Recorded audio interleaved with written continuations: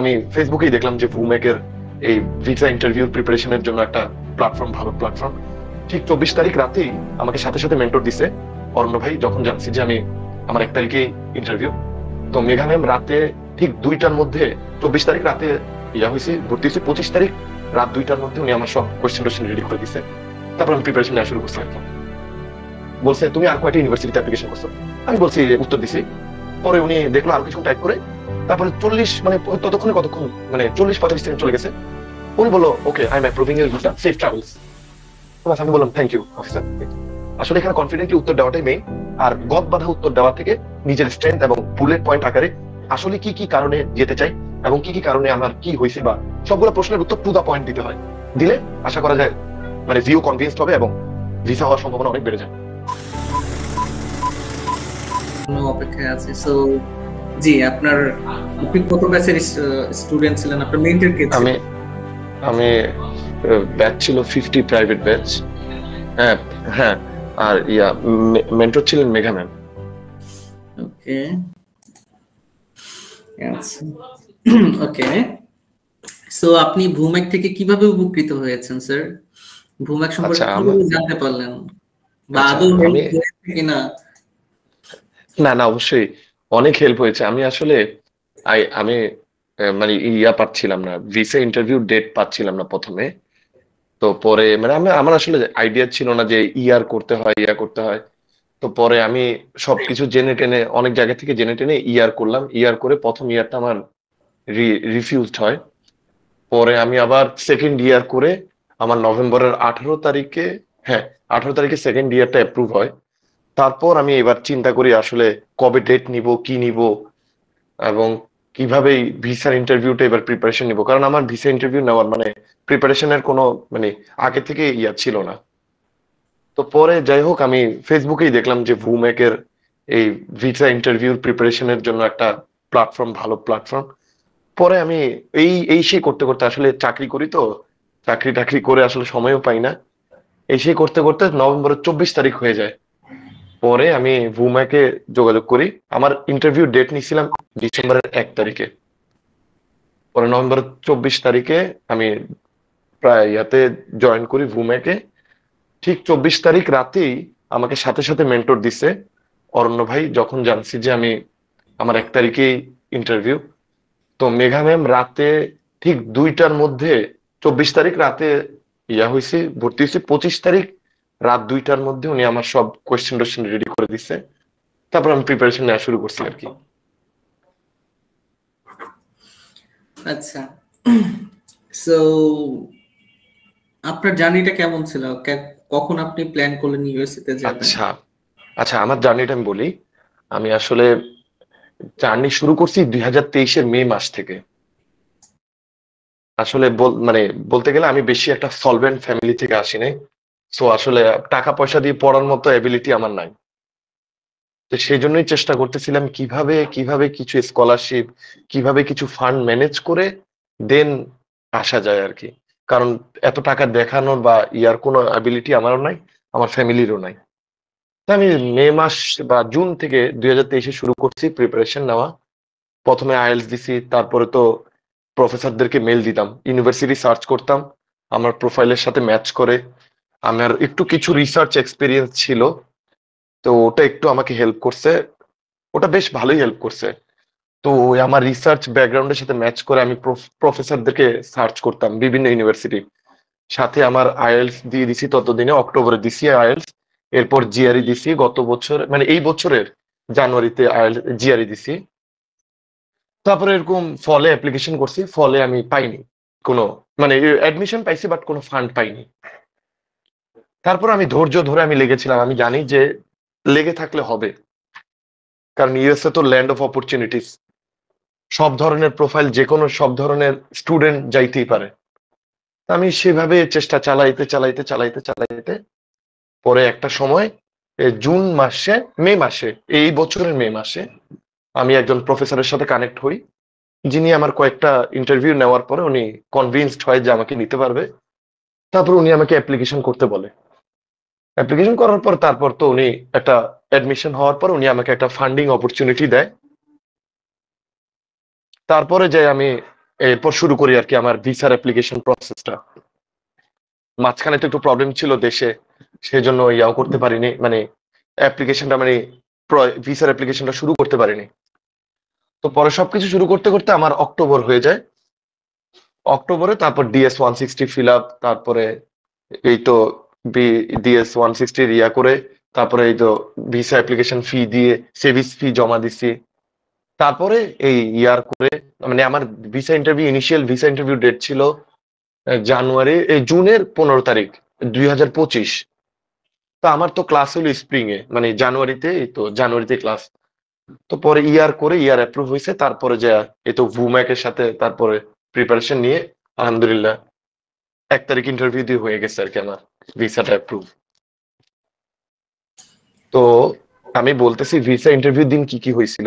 আমার ছিল সকাল 9:30 ইন্টারভিউ। আমি পৌঁছাইছি 8:15 মধ্যে, 8:15 মধ্যে, এবং লাইনে যেয়ে দাঁড়াইছি, এবং ওরা সিরিয়ালি যাদের যাদের আগে ওদেরকে আগে ডাকে। তো যখন গেছি তখন প্রথমে 9টা যাদের ছিল ওদেরকে ডাকছে, এরপর আমার ছিল 9:30, এরপর আমি ঢুকে গেছি।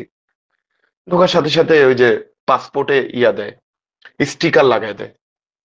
ওই যে যাদের দুইটা দুইটা পাসপোর্ট, মানে একটা পুরনো পাসপোর্ট একটা নতুন পাসপোর্ট, তাদেরকে একটু বুঝে শুনে রাখতে হবে, মানে নতুন পাসপোর্টটা দিতে হবে। পাসপোর্ট চেক করে পাসপোর্টে স্টিকার লাগাই দিলে ভিতরে ঢুকে যায়।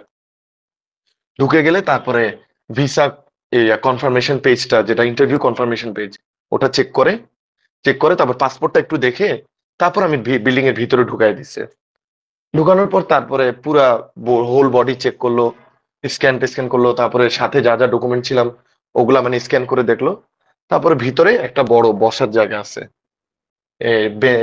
টুল দিয়ে, মানে বেঞ্চের মতো অনেক বড় জায়গা আছে, ওখানে সবাই বসছে, আসতেছে, মানে ওই দিক থেকে স্ক্যান হয়ে হয়ে আসতেছিল, তারপর সবাই বসতেছিল।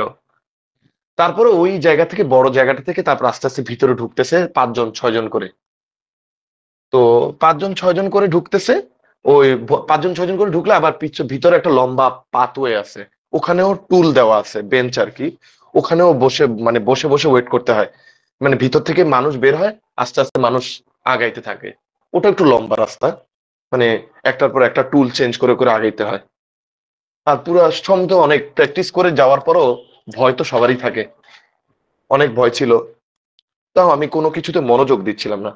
যারা ইন্টারভিউ দিতে যাবে তাদের জন্য একটা পরামর্শ, কে কি পাচ্ছে, অনেকে দেখবে যে ভিসা মানে ইয়া বের হয়ে যাচ্ছে, ভিসা ইন্টারভিউ দিয়ে বের হয়ে যাচ্ছে, মুখ মন খারাপ, এই হাতের মধ্যে ইয়ানে পাসপোর্ট হাতে ফেরত, পাসপোর্ট হাতে নিয়ে বের হয়ে যাচ্ছে।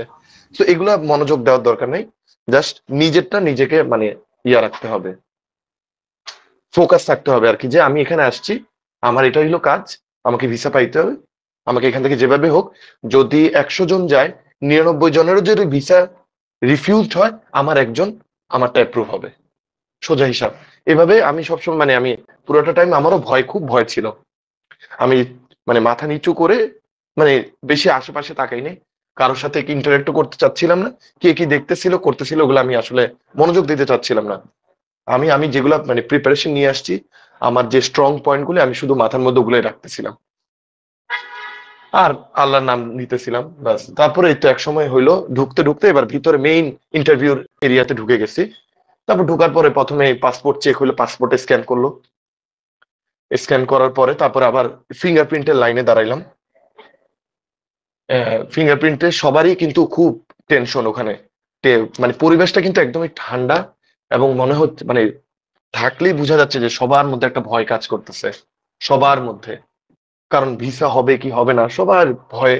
তো ভয় থাকার কারণে আমি যে লাইনে ছিলাম ফিঙ্গারপ্রিন্টের, সবার হাত মানে ভিজে গেছিল, হাত ঘামতেছিল সবার ভয়ে। তো যাই হোক, যিনি ফিঙ্গারপ্রিন্ট নিচ্ছিলেন চাইনিজ একজন ছিলেন, উনি খুবই কোঅপারেটিভ ছিলেন। তো উনি সবাইকে টিস্যু দিচ্ছিলেন, মানে যারা কাউন্টারে যাচ্ছিল ওনাদেরকে আগে বলছিল টিস্যু দিয়ে হাতটা মুছে তারপরে ফিঙ্গারপ্রিন্ট দেন। তা আমারও এরকম একটু টেনশনে ইয়ে হয়ে গেছিল, হাত ভিজা ছিল। পরে হাত মুছে টুছে তারপর ফিঙ্গারপ্রিন্ট দিলাম। তারপর এবার মেইন ইন্টারভিউর জন্য আমি ওয়েট করতেছিলাম। তা আমি দেখছিলাম ম্যাক্সিমাম, মানে আমি যতটুকু অবজার্ভ করছি যে মোটামুটি স্টুডেন্ট ভিসা খুব একটা হচ্ছিল না, মোরলেস যারা B1 B2 বা যারা বয়স্ক বুঝাই যাচ্ছে, যারা ট্রাভেল করতে যাচ্ছে, ওদের মোটামুটি ভিসা হচ্ছিল। আর দেখতেছিলাম যারা স্টুডেন্ট ভিসা তারা দেখলেও বোঝা যায় তাদেরকে খুব একদম কোট টাই টাই পরে একদম ইয়া করে আসছে, রেডি টেডি হয়ে আসছে।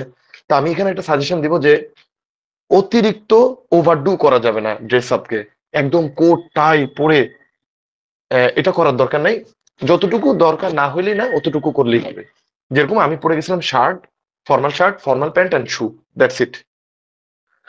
তো এরপরে যাই হোক, আমি দেখতেছিলাম অনেকেই কোড, মানে আমার সামনে, আমি তো বেঞ্চে বসা ছিলাম ফিঙ্গারপ্রিন্ট নেওয়ার পরে, আমার তখনও কাউন্টার নাম্বারটা দেয়নি, যে বলে নাই ওখানে তো ইয়া থাকে আরো, এই এমবেসির লোকজন থাকে, ওরা বলে দেয় যে আপনি ওই কাউন্টারে যান, আপনি এই কাউন্টারে যান। তো পরে যাই হোক, তারপর আমি ওয়েট করতেছিলাম, আমাকে এবার আমার টার্ন আসার পর আমাকে বলতেছিল যে 12 নম্বর কাউন্টার। তো 12 নম্বর কাউন্টারে আমি গেলাম, আমার সামনে দুইজন দাঁড়ানো ছিল, দুইজনই খুবই, আমি বললাম ওয়েল ড্রেসড, একদম কোট স্যুট টাই পরা। তো যাই হোক আমি দাঁড়াইলাম, দুইজন সামনে, প্রথমে যিনি দাঁড়ানো ছিলেন উনি খুবই কনফিডেন্টলি অ্যান্সার দিতেছিলেন, যে ওনাকে আমি সব প্রশ্নের উত্তর শুনি নাই, কারণ আমি বলতেছিলাম, আমি বলছি তো আমি নিজের মধ্যে ফোকাস থাকতে চাচ্ছিলাম, খালি শুনছি যে ওনার ট্রাভেল হিস্ট্রি জিজ্ঞেস করছিল যে তোমার ট্রাভেল হিস্ট্রি আছে কিনা। উনি খুবই কনফিডেন্টলি হ্যাঁ, এই দেশ ওই দেশ এশিয়ার সব দেশ মোটামুটি ঘোরা হয়ে গেছে। তারপরে এই সেই বলে, মানে আমি জানি না আর কি কি কোয়েশ্চেন করছিল, আমি মনোযোগ দিইনি। পরে ওনাকে বলছে না, মানে 214B ধরাই দিছিল যে রিফিউজেল। তারপরে উনি খুবই অবাক হয়ে গেছিল, উনি ভাবছিল ওনার ইন্টারভিউটা খুব ভালো হয়েছে। বাট যাই হোক, তা আমার ইমিডিয়েট যে সামনে ছিল এবং ভিও যিনি ছিলেন উনি খুব তাড়াহুড়ার মধ্যে ছিলেন, উনি খুবই মানে একজনের পর আরেকজনকে নিজে থেকেই ওনার মানে গ্লাসের ভিতর থেকে বলতেছেন এই তাড়াতাড়ি আসো, এইদিকে আসো, মানে হাত দিয়ে ডাকতেছিলেন, এভাবে এভাবে ডাকতেছিলেন, আমি জানি না উনি মনে খুব তাড়ার মধ্যে ছিলেন। তো পরে আমার সামনের জন ইমিডিয়েট যিনি ছিলেন উনি গেলেন, উনি মানে ব্যাচেলার প্রোগ্রামে ছিলেন, বাট উনি শুরু থেকেই মানে খুবই নার্ভাস ছিলেন এবং প্রশ্নের উত্তরগুলো খুব ভুলভাল দিতেছিল। ওনাকে বলছিল যে তুমি ইউনিভার্সিটিতে কেন যেতে চাও, সে একটা উত্তর দিল।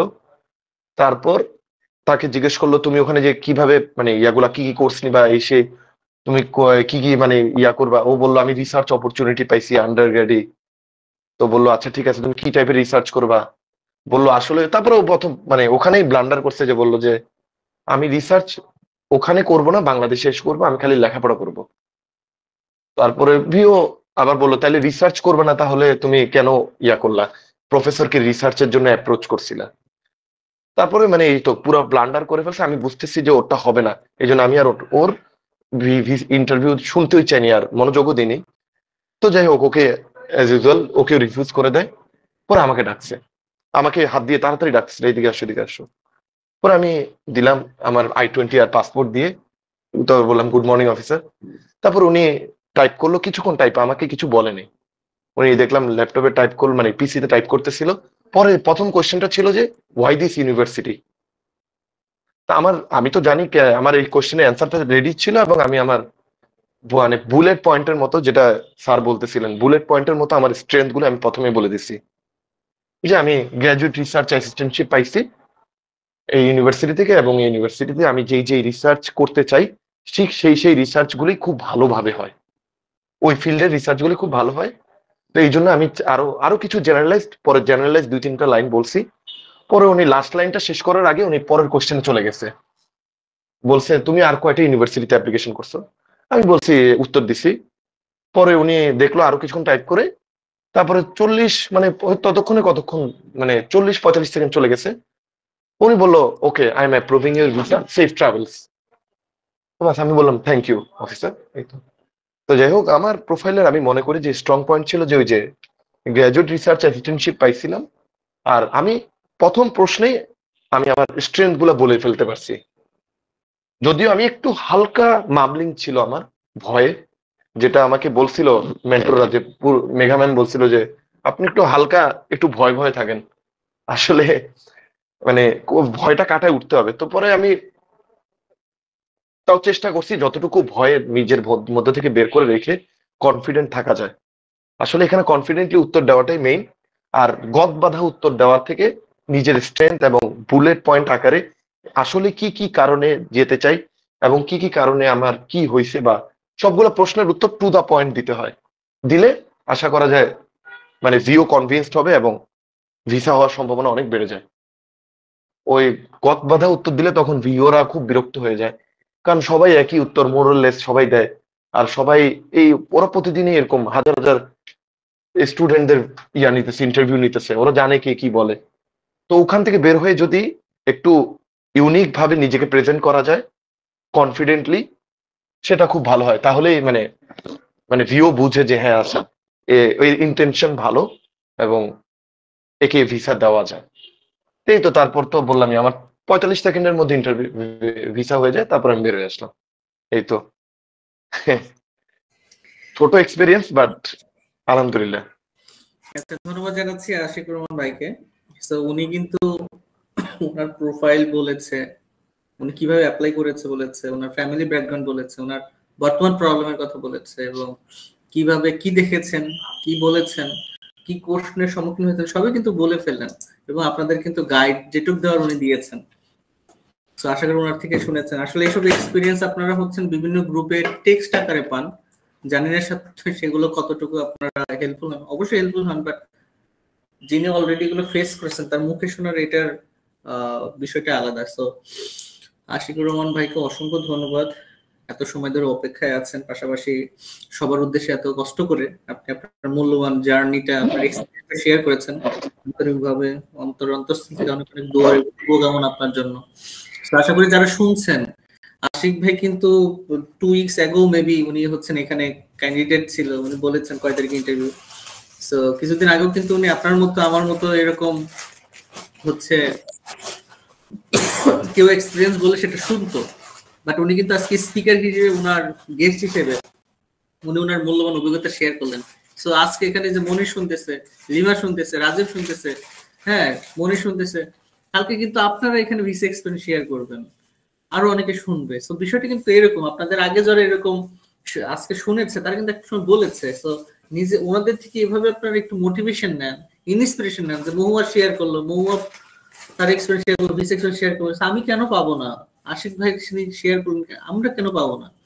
আপনি যদি অবশ্যই মানে নিজে এরকম ডিটারমাইন থাকেন যে ভিসা পাওয়ার জন্য যা যা করণীয় তাই তাই করবো, এই কয়টা দিন যে কয়টা দিন হাতে আছে, ইনশাল্লাহ আপনার ভিসা পাবেন। মানুষ মন থেকে যেটা চায়, টুডে টুমোরো সৃষ্টিকর্তা তাকে সেটাই দেয়। ঠিক আছে, যাই হোক ধন্যবাদ জানাচ্ছি আশিক ভাই আপনাকে আবারও।